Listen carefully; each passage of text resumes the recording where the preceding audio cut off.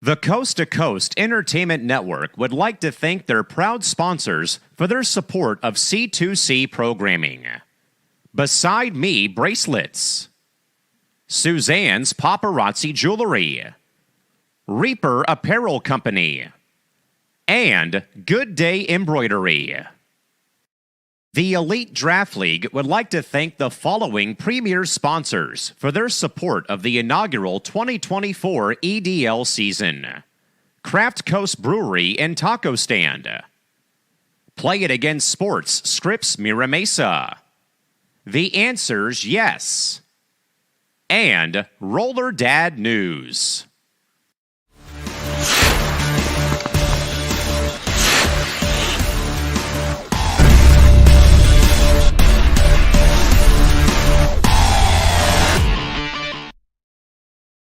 It's a hot one here in San Diego as the sun is still in the air at 7:07 in the evening on a beautiful Friday, June 28th, 2024. It is season 1. It is already episode 3 of the Puck and Roll podcast, covering all things involving and revolving around the wide world of the San Diego Elite Draft League for men's roller hockey, back alongside my co-host and our fearless social media engineer and content creator, Gabe John. Yours truly, Callan McClurg, back with you here from the home studios in San Diego. Gabe, 1 week down, a new week begins. Week 2 begins in about 24 hours, man, but good to see you. How's it going today?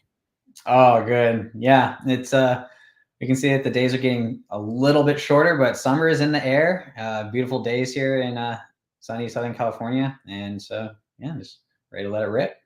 I was a little baffled about the fact that the sun went down at like 8:30 last night. Like, it was a little mesmerizing, like looking out the window from where I live and looking towards the ocean and seeing the sun still kind of up at around like 8:25, 8:30. So it feels like the days are getting longer, it seems like, right now at this rate. But with that in mind, though, folks, alongside, as mentioned, Gabe John and Callan McClurg here this evening. Again, we are previewing a new week, a fresh week now after we've had our first 2 games of the EDL season here on this Friday. Again, if you are joining us live here, folks, if you're a player, if you're a fan, if you're a first-time fan, first-time viewer of Coast to Coast Entertainment, again, the Puck and Roll podcast is the exclusive league streaming podcast for the Elite Draft League, a brand new roller hockey league for men's hockey here in San Diego County.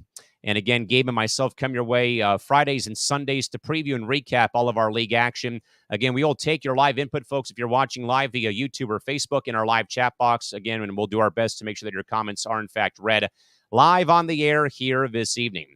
Well, again, Gabe, let's kind of go back into the archive a little bit, back to about a week or so ago, man, where we opened up the first podcast. And, of course, we had the first ever games played last Saturday from a scorching hot Escondido Sports Center.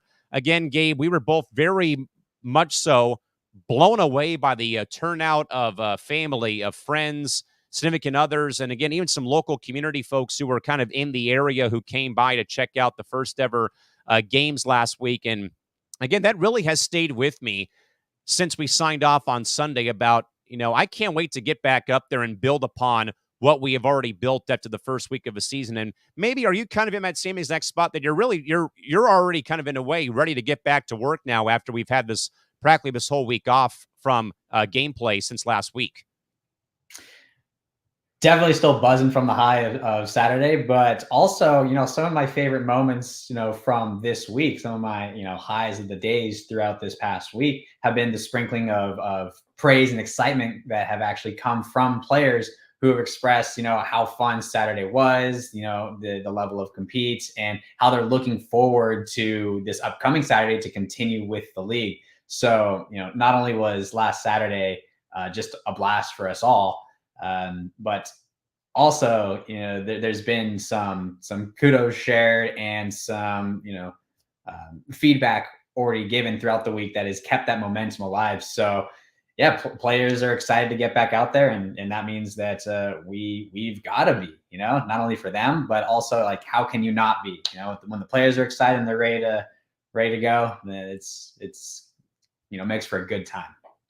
It does make for a good time, and I think that we probably had seen more of that maybe afterwards. Again, the traditional, I would call it traditional post game, brews are served and guys are sitting on coolers or sitting on, chairs that they bring with them to sporting events when they're tailgating, and everyone having a good old time, whether their team won or lost on Saturday, as we do, in fact, kick off a new week once more here as we get ready for week 2 action here on A Puck and Roll as we roll into our second full week.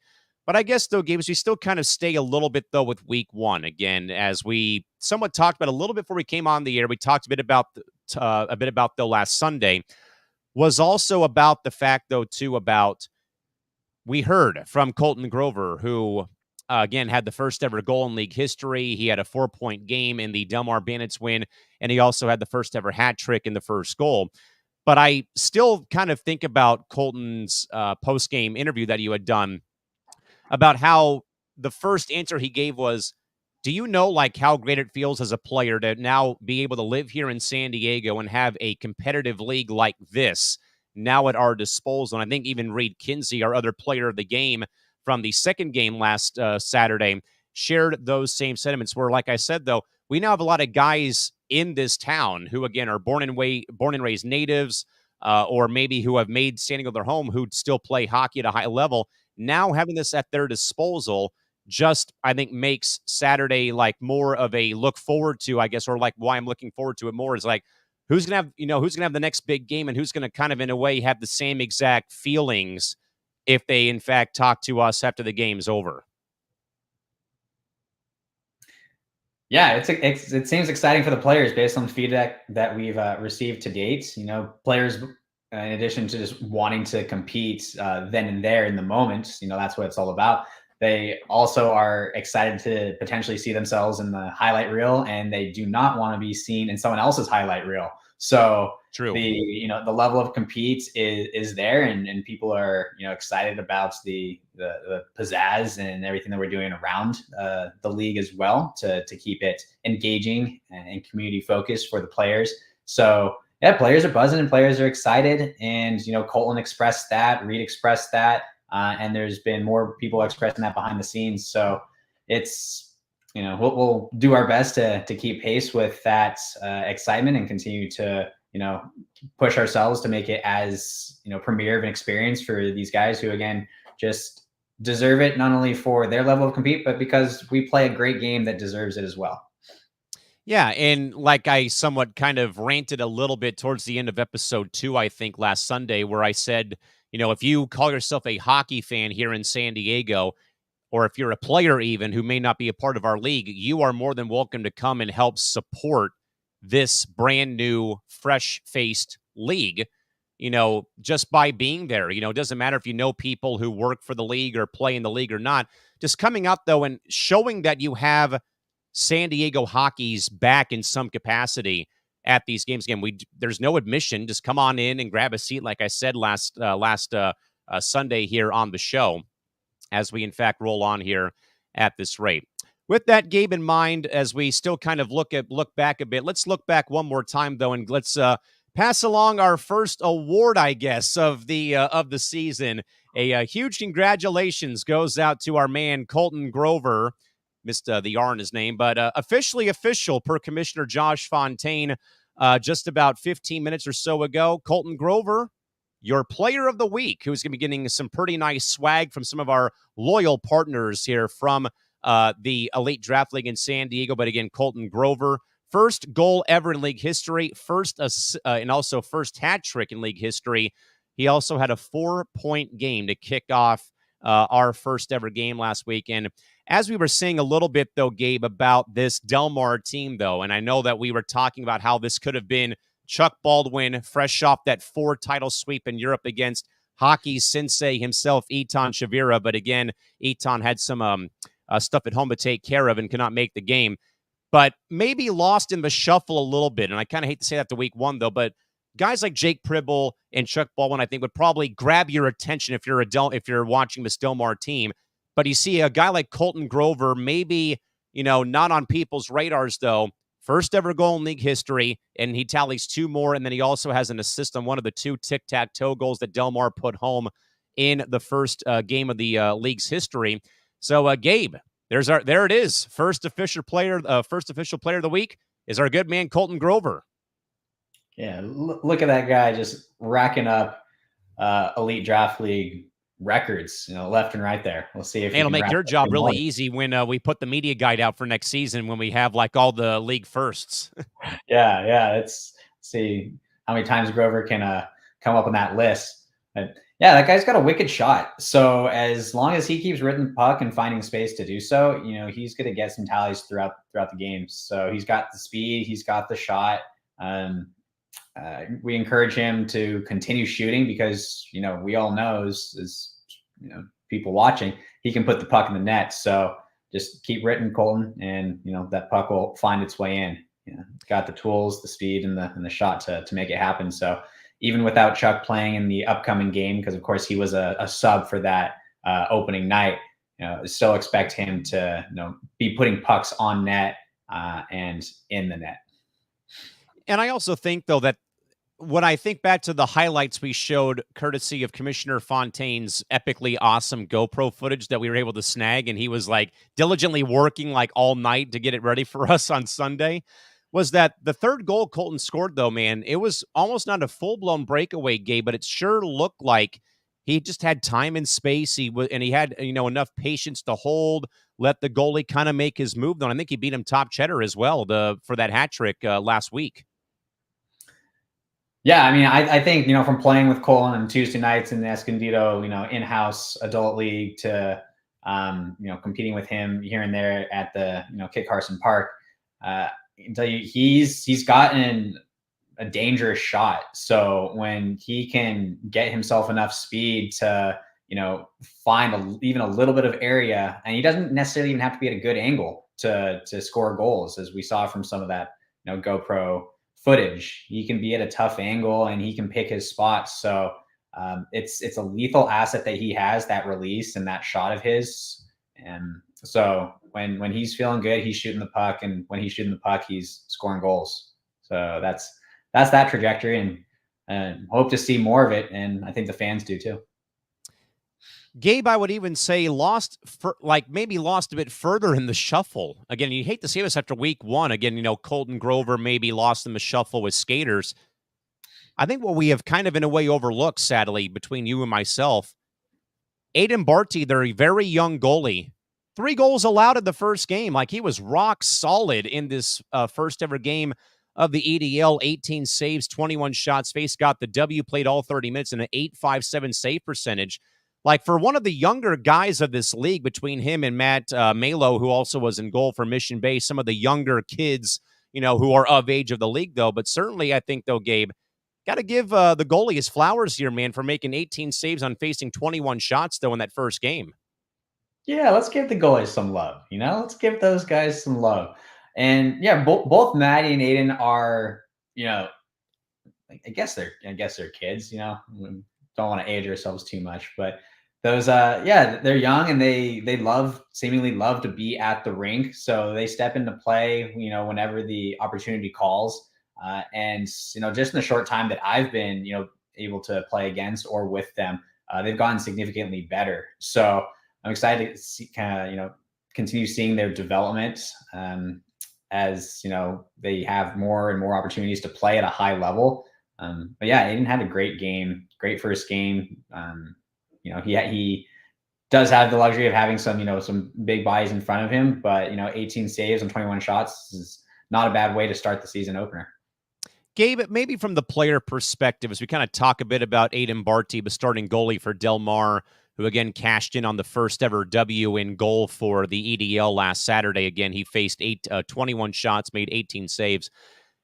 Gabe, maybe from that perspective of the player, from your angle, what can this mean for any of the maybe younger, fresh-faced kids joining this, men's league when they play against older competition, though? Can this help them really boost, as they kind of climb the ladder here, facing some older competition, whether it's age or just even in general, facing older, faster, stronger players when they're still, 18, 19, 20 years old? Absolutely. It's if you're not surrounding yourself with players who push you, or who are, as good, if not a little bit better than you, it's going to be, that much more difficult to improve your game. So for these goalies who are playing against players who have not only the shooting strength, but also the smarts to pick their spots, pick their opportunities, and also add some deception to their game. Going back to the conversation with Reed of last week, when he mentioned about playing goalie mind games, and making the goalie make the first move before he took his shot. There's opportunities for these goalies to pick up on the subtleties of deception and to be patient in net, so that they can even force the player to be making the first move. So absolutely, playing with better players, whether you're goalie or playing out, is always going to be to your advantage if you're looking to get better. So again, folks, a major congratulations to our good man Colton Grover of the Mar Bandits, the first. He is a man of first. I'm telling you, the first ever goal scorer, first ever hat trick scorer in league history. Now the first ever player of the week, as just announced by Commissioner Josh Fontaine. Within the last 10 to 15 minutes, we will have I believe, a swag bag coming his way, courtesy of a lot of our great partners who, again, we ask that you folks help support. Again, they are across our ticker tape here on our bottom line. Again, they have put, just like all of us with the league front office, a lot of time, effort, and energy to make the EDL here in San Diego succeed. But once more, Colton Grover from the Mar Bandits, first ever goal scorer, first ever hat trick, now add first ever player of the week honors for the San Diego Elite Draft League in 2024. Again, he's coming off a 4-point game, 3 goals and an assist in Del Mar's 7-3 win last week over the Mission Bay Ospreys. And both teams will tee it up again in less than 24 hours at the Escondido Sports Center.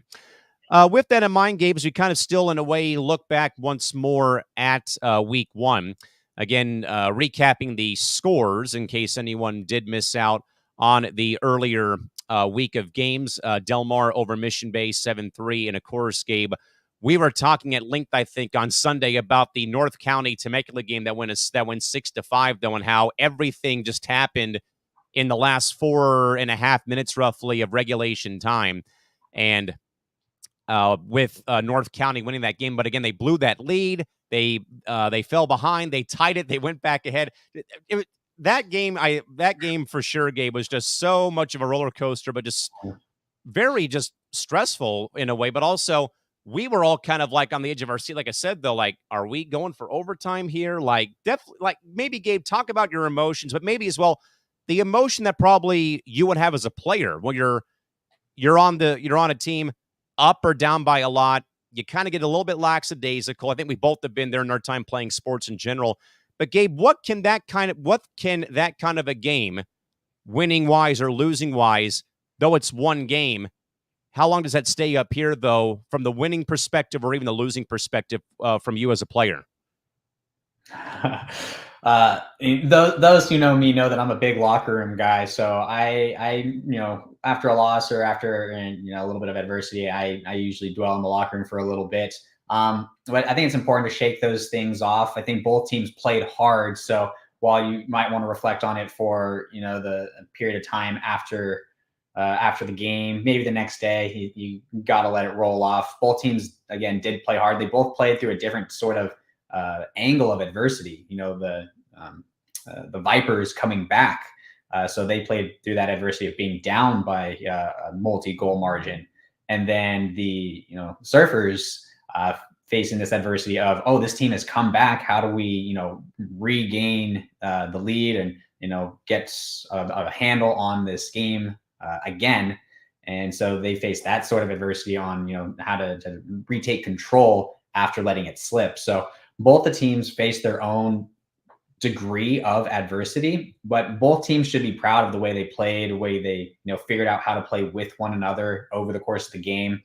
And so I don't think anyone should be discouraged from their game play from either team. So I think it's important to let that week 1 roll off. Don't want to get overly hyped or just underappreciate the way that they played going into week 2. Just keep an even keel and go into week 2 with a fresh slate. But it was cool to see that both teams did face that adversity, and that is how you're going to build character as a group, as a player, and keep on developing. I may have asked last week on Sunday or Friday, Gabe, about whenabouts do you think that teams begin to really form chemistry? Now, we know that we only have a 10-game season spread out, though, over the course of several months, again, due to either scheduling problems or tournaments that are coming up, like in July, part of August, maybe part of September. But Gabe, maybe whereabouts, though, is there a definitive mark in your mind where you feel like you finally have everyone on the same page? Does that come like week 2, week 4? Is it week 5? Is it halfway through the season? Or maybe even later? But whereabouts do you think, though, in a 10-game season, do you feel like, though, from that player perspective, that you guys have to be on the same page and rolling as one cohesive unit? Yeah, that's one of the things I'm looking forward to seeing most Same. in this week too, is seeing who takes control and who of the pace of the game based on level of control and structure, and that comes with chemistry. I don't think that across the board there's going to be a uniform amount of time that these players need to build that chemistry. Agreed. Yeah, a lot of variables in that factor, such as like how people play, complementary strengths and skill sets, just communication on and off the rink. So there's a lot of different factors that play into that. But the teams that do pick up on that chemistry faster will, of course, have an edge and will be able to control the pace of the game better. And for those of us who know roller hockey, it's very much a game of possession. So the team that possesses the puck more than the other team, more often than not, does win the game. Of course, there can be flukes, but with it being a game of possession, being able to control the pace and control possession of the puck definitely gives a strong advantage to that team. So, without a doubt. And I think that when you, like we said, though, you condense the schedule, it's almost like you don't feel like you have to panic after losing game 1, or if your lines aren't right or the defensive pairs aren't right. But now that you have 10 games, but you have so much time, though, spread out, with breaks in the schedule and stuff like that. And obviously no one should panic after game 1. Obviously, learning everyone's name, getting, names to faces, all that sort of stuff ironed out. I know that a lot of these guys, though, do in fact play together as is already in plenty of leagues up in Escondido, maybe at other places as well, or even, past leagues with ice hockey or other endeavors. With that, folks, we will cut out of here for a quick timeout. When we do, in fact, come back, we'll get to a full-blown preview of week 2 and preview our 2 games on Saturday. You're watching and listening to Season 1 and Episode 3 already, good grief, of the Puck and Roll podcast, covering all things revolving around the San Diego Elite Draft League. We're back in 45 seconds, so please don't go away. We're back in a moment.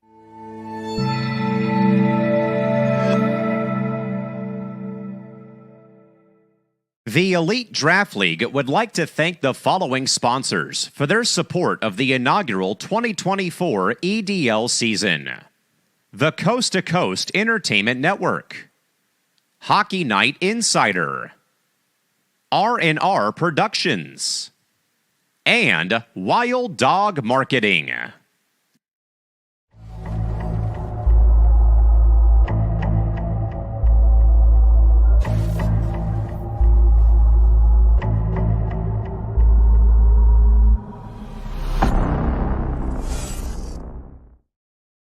All right, our first time out in the books, one more to go. Now it is time for a full preview of the Week 2 action. And welcome back, folks, to Season 1 and Episode numero tres of the Puck and Roll podcast on a beautiful but still scorching hot Friday in San Diego. Callan McClurg alongside Gabe John as we now jump into our Week 2 preview with 2 more games coming up on Saturday.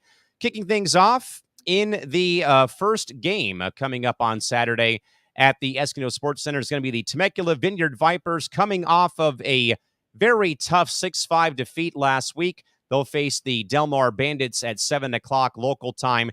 The Vipers being led by their Top point getters so far: Jack Allen and team captain Wes, or in right maybe alternate captain Wes Langlow with 2 points apiece. Again, as we all know, but of course Matt Hamilton, the Vineyard Vipers team captain, out of action right now after suffering an eye injury before leading up to Saturday's game. For the Del Mar Bandits, though, led by a multitude of point getters. Again, Chuck Baldwin, who again will not be active for Saturday's game, with 4 points. Of course, our good man Colton Grover, 4 points. Jake Pribble with 3 points, and Greg Andrews also with 1 point. And again, Aiden Barty, 18 saves, 21 shots, and a .857 save percentage. So as Gabe, we look at the first game on our docket once more with Temecula taking on Del Mar, 1-0 versus 0-1.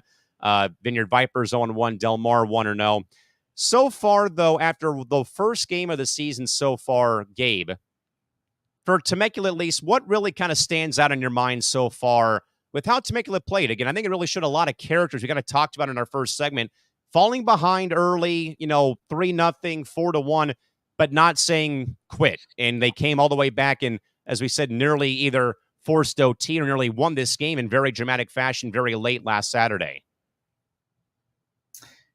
Yeah, I mean, for different reasons, I'm very much looking forward to both upcoming games. As we know, Chuck Baldwin is not slated to play as an alternate for Del Mar Bandits, so that does leave some room on the rink to exploit. He's a big presence. He's fast. He can shoot right off the stride. So without his presence, that definitely opens things up for Vipers and their shooters to really take advantage of open space and get their shot off. So the Vipers were one of those teams in the first week where I did think that there was some I don't want to say rust, but a lack of cohesion to start off that first period. Pucks were behind. The pucks and passes weren't necessarily crisp, which, of course, if you're not getting crisp passing, it's hard to, keep in stride and keep the momentum and get your ideal shot off. But the Vipers have a number of shooters, I'll tell you. So, between Anthony Mata, things like Logan Wise, Wes Langlow, Jack Allen, they've got a number of people who can really, shoot the puck and do some special things. And then you add even, Rylan, who had an amazing goal for the Vipers. Game for them too. Yeah. Was that the game time one or the one that put them up? Again. I believe it was. Let me double check what the chicken scratch says. I feel like it was the game tying goal, but I will double check real quick to see. And actually, you'd be right. That was actually the go ahead goal until Reed Kinsey spoiled the party 10 seconds later. Yeah. I know it was bang, bang, bang. But yeah, they've got a lot of people who have lethal shots and they've got both that veteran presence, from players again like Wes, Travis Kucera, Chad Lewis, who bring a level of composure, jump work, who really bring a level of composure and patience to the game. But then they also have some young studs. Again, Rylan being able to shoot the puck really well. Logan Weiss, who can just, blaze up and down the rink and's got, moves and shots for days. So I'm excited to see what they can string together. If this is a team where if they can get that cohesion, get passes, tape to tape, and work with each other's speeds and strength, this is going to be a very competitive team. This team is going to be competitive, and I know they've got a couple of guys, beat up, banged up, shoot up, and spit out with injury right now. But of course, with time, that they'll be back on the floor for Temecula again, who, as Gabe alluded to, again, they do have some firepower. Don't let that first game loss kind of fool you in a way. These guys are loaded with talent and also, again, that veteran core, as Gabe alluded to. Then, of course, though, Gabe, on the flip side, minus Chuck Baldwin, man, this Del Mar team, I mean, even if Chuck is out of the equation on Saturday, I still think that they have at least, 5, 6, 7 goals in that game. And if it wasn't for Matt Malo keeping Mission Bay in that game, it would have been way worse on the scoreboard. But as we said, though, Colton Grover, 4 points. Jake Pribble, who is a just, well-oiled machine, though, with 3 points in the game that they had last week. And also Greg Andrews also had a point, in their game. And again, Aiden Barty, again, the hot goalie so far of the league, 18 saves, 21 shots faced. And I think though that right now, at least if we were like, power ranking in a way, I think Del Mar right now, Gabe, probably goes at number one because of the firepower on this roster after the first game of the season. Well, not only the firepower. I mean, I think that if we go back and look at some of that footage, the dynamic trio of Chuck Baldwin, Jake Pribble, and Colin Grover was really dynamic and on display. So when removing Chuck, that is going to be a hole, and I'm looking forward to seeing who kind of is able to jump in and fill that. There are some other strong players for sure on this roster, and some smart players at that. Greg Andrews, who I have the luxury of playing with for our tournament team with Commissioner Fontaine, is a super smart player. Controls pace well. He can definitely jump into play, and he did get a goal with the I think maybe their second goal in their first game. So. And then also another player who we haven't talked about much is Noah Meni. He's a smart player, doesn't quite have the same level of speed as Colin, but he's got hands, he's got a deceptive shot, and he comes up in big moments. So without Chuck there, it'll be interesting to see how the dynamics shift a little bit. But even as much as their firepower, there's still, you can't not mention Jake Pribble. He stands as a long, formidable defensive presence. Many people call him a second goalie out there, which is pretty clear why. He actually gets into goalie position with his player skates on. So if you're coming down and you're shooting the puck, if you get it past Pribble, it's going to be a pretty decent shot, typically, because he's blocking shots. He's doing a lot of things to clog up the center, and makes it very difficult for the opposing team to get shots through. So in addition to their firepower, they've got some sturdy pillars back there playing D, and of course Aiden, who we've already talked about, stopping them in net. So this is going to be a tough team to play against with their speed, firepower, and defensive composure. And the Vipers are going to have to, again, utilize their speed and definitely challenge Aiden with all of their respective firepower to make this a good game. I'm on board for the next man up to fill Chuck Baldwin's shoes, or skates for that matter, about who's going to be that next man up to fill that void and kind of be. I don't expect them to come out and have a 4-point game, but I expect somebody though to at least try to replicate the success. Get a point here. Have a multiple point game.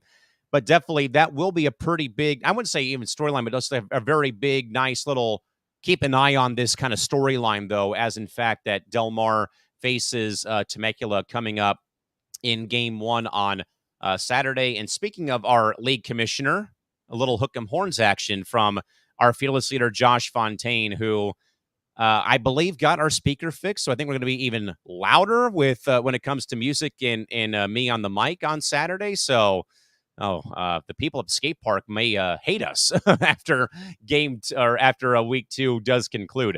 Next game on the schedule, Gabe, to wrap up our preview of week 2. The 1-0 North County Surfers and the 0-1 Mission Bay Ospreys will be the late game on Saturday. Again, North County in that frantic comeback victory, had the lead, lost the lead, got it back. They ended up winning the game 6-5. AJ Wright, Brian Pino, Ray and Reed Kinsey, man, all those guys with multiple point efforts in game 1, and Anthony Dykes also with 1 point as well. And further, if we want one more great goalie who watched our program last week, Bryce Runyon had a very great game as well with 22 saves on 27 shots faced for North County.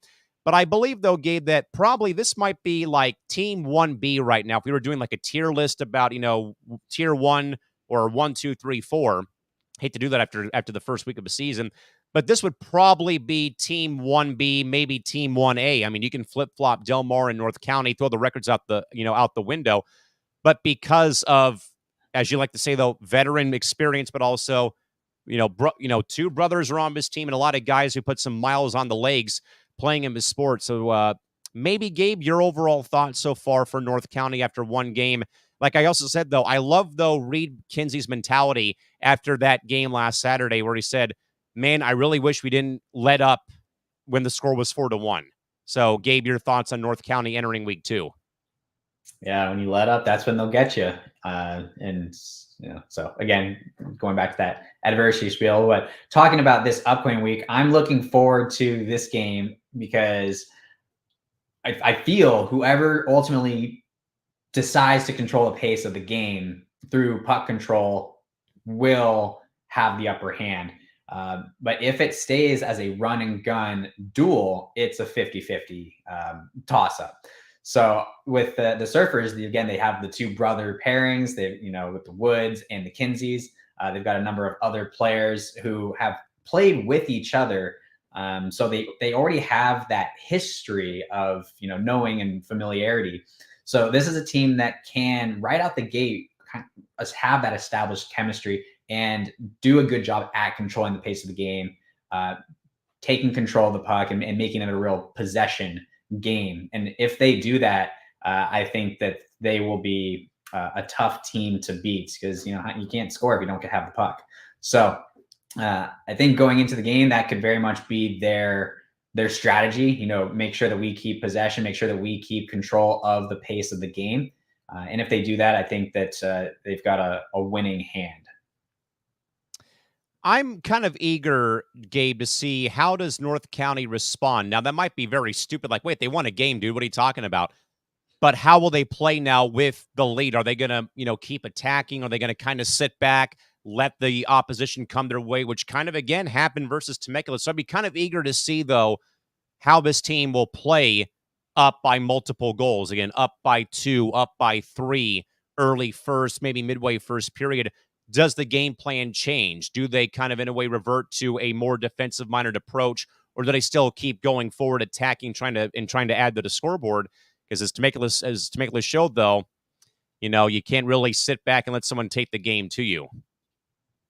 Well, another one of my favorite emerging stories of this inaugural Elite Draft League at the time is the fire and ice dynamic of the Kinsey brothers. So you do have Reed, who would be that ice component in the control, but then you've got the fire of Ray.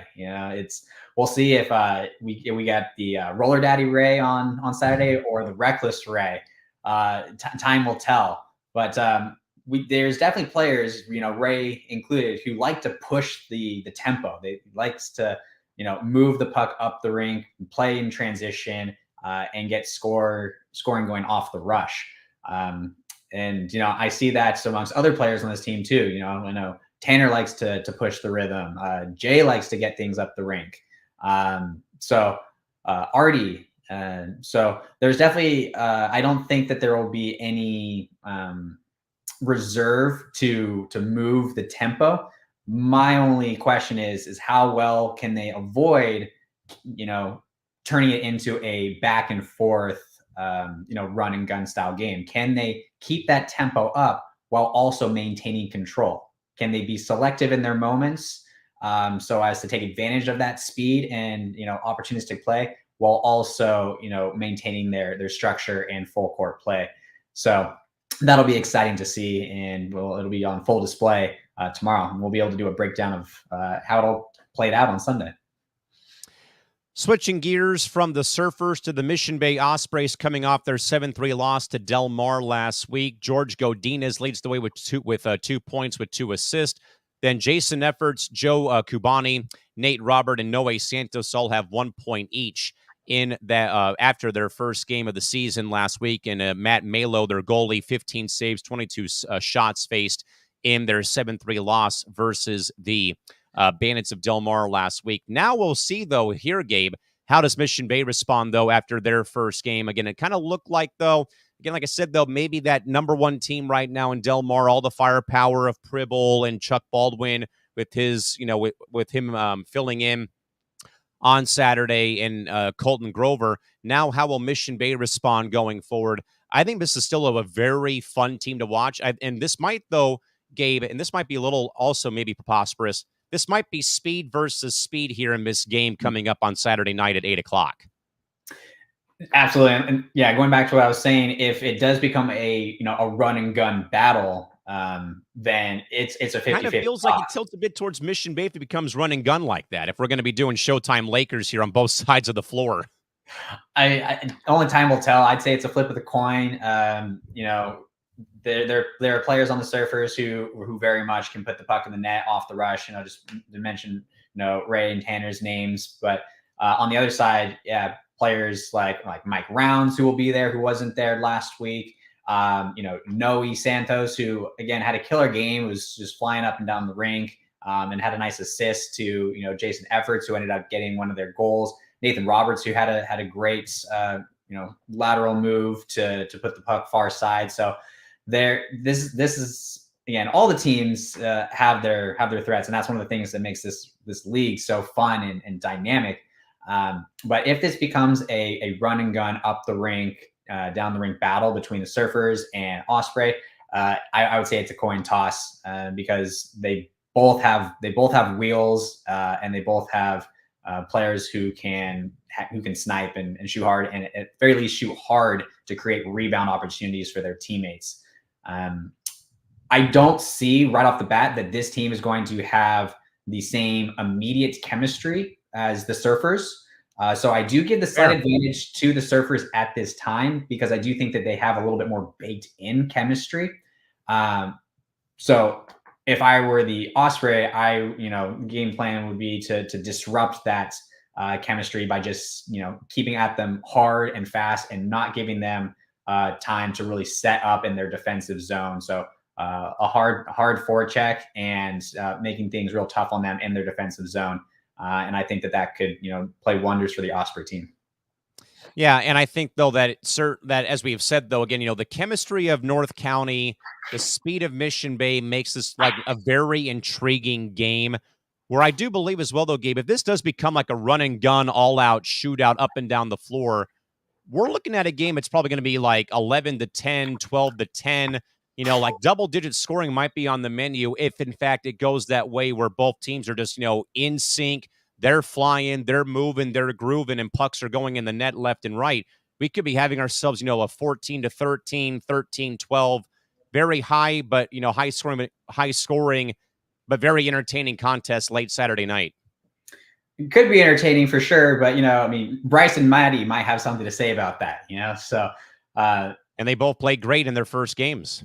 Yeah, they both played great, and so kudos to everyone playing goalie, especially in the summertime. We know that it's it's not easy to put on all that gear and be studs in the net. So we applaud. I don't know if we can make a clapping emoji or clapping sound for all the goalies out there. We appreciate you coming out and doing it in the heat. We couldn't play this game without goalies. So yeah, I mean, if Maddie and Bryce both have killer games, I would say it's less than 10. But I could definitely see it being a high scoring affair, which is always entertaining. Not a goalie's, not something goalies want to hear all the time, but it could be slated for a very entertaining back and forth game. And I think it would be entertaining even if one of the teams did take possessive control of the puck, because either way, there are players who will, advance the tempo. So I'm not worried about this being a slog of a game in the slightest. This is going to be an up tempo game, whether or not it's run and gun or possession based. Yeah, and I think, Gabe, even if the scoreboard says it looks like it was a slog, I don't think that any roller game is a slog, just because you have so much action going on. I think the scoreboard can say one thing, but maybe what the scoreboard doesn't read on the floor could obviously, say otherwise. But with that in mind, though, folks, 2 more great games coming up on Saturday from Escondido, California. Temecula versus Del Mar will kick off our night at 7 p.m., followed up right after by North County taking on Mission Bay in the second game of our twin bill on Saturday night at 7 and 8 p.m. in the evening. We will, folks, step aside for our last break. We'll come back and put a bow on this somewhat abbreviated edition of Puck and Roll for Season 3. But it's been a long day for yours truly here after a couple of high school baseball games over the summer and the blazing hot sun today. So we will somewhat, in a way, compact the show a little bit today. We'll come back, we'll wrap things up and talk about Saturday's games a little bit more, and then put a bow on this one and talk about our next program coming up later in the week. With that in mind, folks, we're going to step aside for a break, and we'll be right back in just a moment.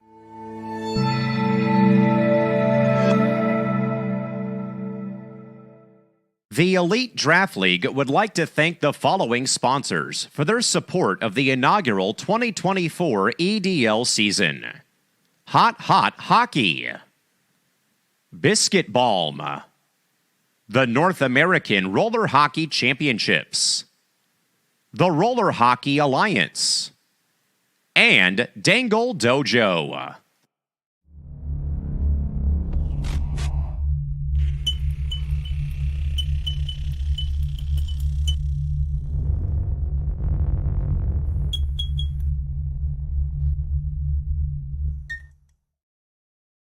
All right, one final segment here to get ourselves off the ground and running for the home stretch of the third episode here of the Puck and Roll podcast, live on Coast to Coast Entertainment alongside Gabe, John, Callan, McClurg back with you here from the home studios in San Diego. Again, we just kind of got ourselves off the ground with our our next week game previews, I should say, with Temecula and Del Mar and North County and Mission Bay coming away on Saturday. With that, Gabe, I know that you have been very busy over the course of the past couple of days with plenty of social content. We've been getting a lot of great views on a lot of the content that we have shared via yourself and also via the Elite Draft League's IG account, and also as well via all of our great loyal sponsors, again, who have just really done numbers and done a great job helping us get our league off the ground and running. But Gabe, what right now could people find via the EDL IG feed or the YouTube feed or even the Facebook feed, I should say, about some content that's been pumped out over the past couple of days as we get ready for week 2? Hey, great question. I think the content coming out is something that keeps the players excited and pumped, between gameplay on Saturday. So majority of the content can be found at that Instagram handle. You can see it on the screen below at Elite Draft League SD. Give a follow, give a like. I think a couple of the pillars for our approach to this league is to keep it competitive, but also keep it community oriented. And so a lot of the content that we have is not only about capturing the gameplay footage, but also about giving a little bit of behind the scenes into the people that make the league possible, the players and the sponsors, and ultimately the staff behind the scenes. So it's just giving a nice face and community feel. And for any of those who did watch one of those player shorts on what people's and players' reaction to being asked what their favorite thing about playing roller hockey is, a popular answer was the community, the camaraderie. And that is something that we're definitely trying to tap into because, we do have a special community here. The roller hockey community at large is a special community. So I want to make sure that we're tapping into that in the content, in addition to highlighting the, competitive level of play with the gameplay, footage and highlights. So you can see all of that and more at the Instagram handle, Elite Draft League SD. So we encourage you to follow along for all new content, as well as just, follow the journey as we progress through this season. There will be, player of the week shout outs, post-game interviews, gameplay footage, sponsorship spotlights, and of course, a little bit of player shorts to give that personality and community feel to it. In addition to Instagram, you're welcome to, of course, check out the website. We, release articles there as well. They give a little bit of flavor behind the, behind the scenes, the history of the league. You can see some bios shortly about, who are making the people making the league possible, from the team managers to, us, here, Callan, Commissioner Fontaine, myself, the awesome refs, the scorekeeper, and everyone in between that's making the league possible and flow seamlessly. So yeah, between the this podcast, of course, and the Instagram and the website, which would be elitedraftleaguesd.com. Those are the places where you can really check out our content and stay up to date on everything that we have for you as we continue through this league.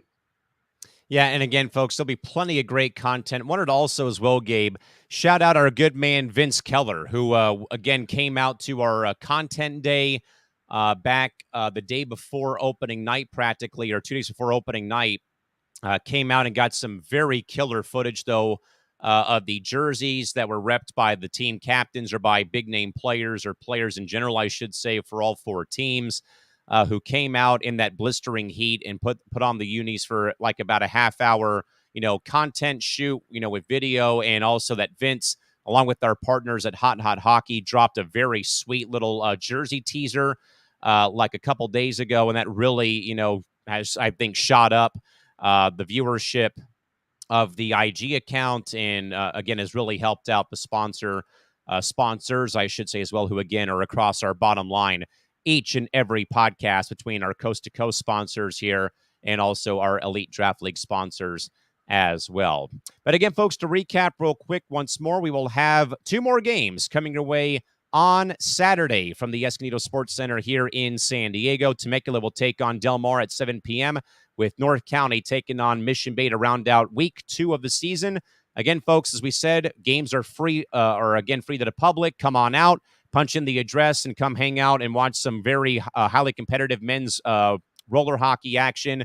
Again, say hi to Gabe and myself or Commissioner Fontaine if you see us running around the course of the rink as we're either getting footage or we're taking care of some stuff for the games. And if you can't make it, you can also watch the games live via the Elite Draft League SDIG account as well. Again, Josh literally went to new links, pun intended, climbing ladders all throughout the course of last Saturday to get the perfect angle for the rink, and also from beyond on top of basketball hoops. Like, he literally was all over the place, folks, just trying to give everyone a great proverbial bird's eye view of the action if you could not make it on Saturday last week. I believe, Gabe, we may have topped at like about 70, 75 people who tuned in to watch the 2 de facto web streams of those games last week. Yeah, not a bad showing for first week. And there were a couple of technical difficulties, which I think that, as the weeks progress, will continue to iron out. So it becomes a better and better experience for everyone involved. So if you are, here and sticking around, it's only going to get better. So keep on this journey with us, and, we'll make it special for everyone. We will definitely make it special. I mean, like I said, we're improving from week to week to week as we get this whole thing started. Again, folks, I will again reiterate, we do plan on eventually getting some live guest interviews on here. But again, we are trying not to really take time out of people's schedules right now. We're still very early in this whole project with the Elite Draft League. We'll eventually get Josh on during the course of a bye week coming up in a couple of weeks. We'll have more content to drop in here as well. As we do prolong here, we have a lot of great things that we do already have in the, ready to go. Just waiting for the okay to drop those in. And as Gabe likes to do, sprinkle a little bit of seasoning, on things as we, again, will move on from episode to episode. With that in mind, Gabe, we will get out of here somewhat early for this Friday night to get some time back in our day, as we would probably hear on a regular 9 to 5 Zoom meeting. Give some time back into your day. Gabe, any last thoughts here? I think, again, great show. Got through a bit of a recap of week 1 and got to really, I think, dive pretty deep into week 2 and really get to know these teams a little bit better after the first week of the season. Yeah, I'm just super stoked that tomorrow is Saturday and we get to continue the league. Gameplay should be fun, exciting, fast-paced. Super stoked for all those who have, provided their feedback already between last week and this week, and have expressed how excited they are to come out and skate and, continue with this journey with us. So, and also we matched our record. Speaking of records, we matched our record of in-show comments, live comments right here. So if we can get that second comment, a nice, for anyone watching, a nice 10 out of 10, boom. That'd be awesome so we can go into tomorrow. We've got probably a couple of seconds remaining to get a last final comment in so we can get a new record of comments on the live stream. see if we get any. Let's hope. Maybe not. But again, we have plenty more times to get this thing up to where, it will be eventually, and I think as we said, we are again doing a whole new thing here with this with both the league and also with the podcast. As more time goes on, we're going to be totally fine, I think, going forward. And I know that, and I think though, Gabe, as well, that even if we don't have a lot of commentary, we obviously can fill the time. We have content, we have interviews. You and I can go back and forth, about having played the game for a long time. But also, I think though, even if no one watches live, man, we're going to have a lot of great comments, maybe a little bit of some friendly banter about, why'd you say this about us on, about the team, on last night's show, where again, even if no one watches live, these guys are watching and they love having this platform. Again, Colton Grover said that we now have a platform now to play the game that we love now here in San Diego, be competitive and have fun, as you were saying. And now here they have a new outlet, and I'm sure we'll have plenty more glowing reviews, whether it's 5 stars or no stars tomorrow from some of the guys who probably cannot watch the first week, but now they've watched here in week 2. Yeah, absolutely. And we've already received feedback that, watching the pod on, on the replay has become a fan favorite for, during biking exercise to get pumped up for the Saturday game itself. So I'm sure people are enjoying the replay. Us here as well, it's always cool to also get a PR every once in a while. So we'll see if we can, keep the viewership alive and growing as we continue. Yeah, and I do know for a fact that the first episode, I believe, was up to about 70, maybe 75 views, all from archive, pretty much. And I think the first recap we had from last Sunday was similar spot, 65, 70, 75 views. Probably a lot of it on replay, though, because, again, it's hard to maybe tune in 7 o'clock on a Friday, 4 o'clock, 3 o'clock, 2 o'clock, 1 o'clock, whatever time on a Sunday. It can be a little bit hard, though. Maybe it's, I'm taking some time off or taking the day off, whatever. But again, with more time, we're going to be just totally fine. With that in mind, though, folks, once more to reiterate again on Saturday, if you are in the area here in San Diego need a hockey fix, other than watching rounds 2 through 7 of the NHL draft tomorrow, come on out and support the San Diego Elite Draft League up in Escondido. We have 2 more games tomorrow. Temecula Vineyards Vipers will take on the Mar Bandits at 7 p.m. And then North County will take on Mission Bay at 8 o'clock. And by the way, you get 2 games for free, and we're done by at least, I'd say, 9 o'clock in the evening. Things did go pretty smooth last week, so everything ran on time. It was 7 to 9. Come on out. So come on out for a couple of hours. You get 2 games. I mean, doesn't get much better than that at this rate. With that in mind, though, folks, again, we will see you back here on Sunday for episode 4 to recap week 2 of the Elite Draft League season in San Diego. For my good man, Gabe, John, and the entire cast and crew behind the scenes for the San Diego Elite Draft League, yours truly, Cal McClurg, saying good night from San Diego. Have a great weekend. We'll talk to you all on Sunday. Till then, have a good one. Bye-bye.